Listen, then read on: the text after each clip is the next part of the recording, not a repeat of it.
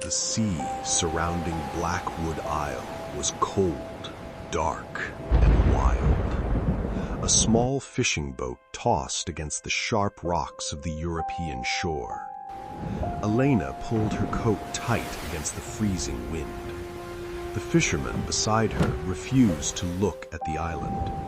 He pointed to the massive ancient castle sitting on the high cliff and said only one thing: "I will not return for 2 weeks. Do not lose your way."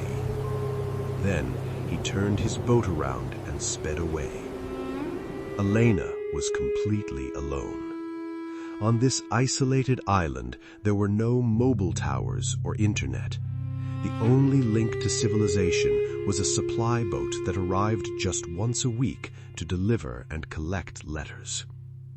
She was here because of a letter from her best friend, Clara. 3 months ago, Clara had married a wealthy nobleman named Lord Julian and moved to his family castle. But last week, a frantic letter arrived at Elena's home. The handwriting was shaky and desperate. It read, "Elena, please come. I am so lonely.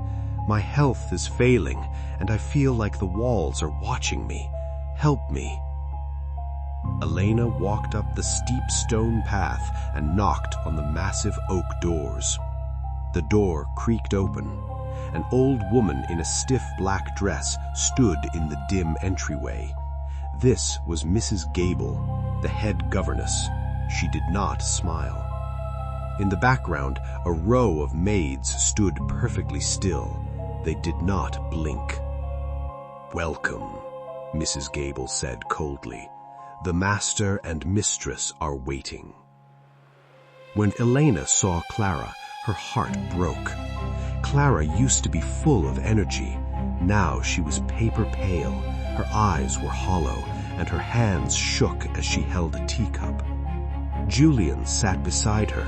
He was strikingly handsome and very polite, but as he smiled at Elena, something felt deeply wrong.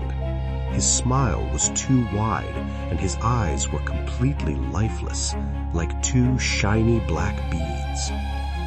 That night, the castle was suffocatingly quiet. The air smelled of salt and old dust.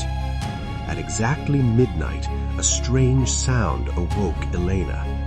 Scratch, scratch, scratch. It sounded like fingernails scraping against stone. Elena lit a candle and stepped into the dark hallway. She followed the sound to Clara's bedroom. The door was slightly open. Elena peeked inside. Clara was fast asleep, but a tall figure was standing directly over her bed. It was Julian. He was leaning over Clara's sleeping face. Suddenly, his head tilted sideways at an impossible broken angle. His jaw hung open, stiff and frozen. He spoke in a deep, distorted whisper that sounded like 2 voices overlapping. "Soon the vessel will be ripe. Soon the royal blood will be ours." Elena gasped, accidentally dropping her candle holder. The flame went out, plunging the room into pitch blackness. She quickly struck a match. The room was empty. Julian was gone. Clara was still sleeping. But on the floor, right where the figure had been, was a wet trail of dark, cold seawater leading straight into the solid stone wall. End of episode 1. What is Julian doing to Clara in the dark? Why are the servants so strange? To find out what happens next, subscribe right now and turn on notifications for episode 2.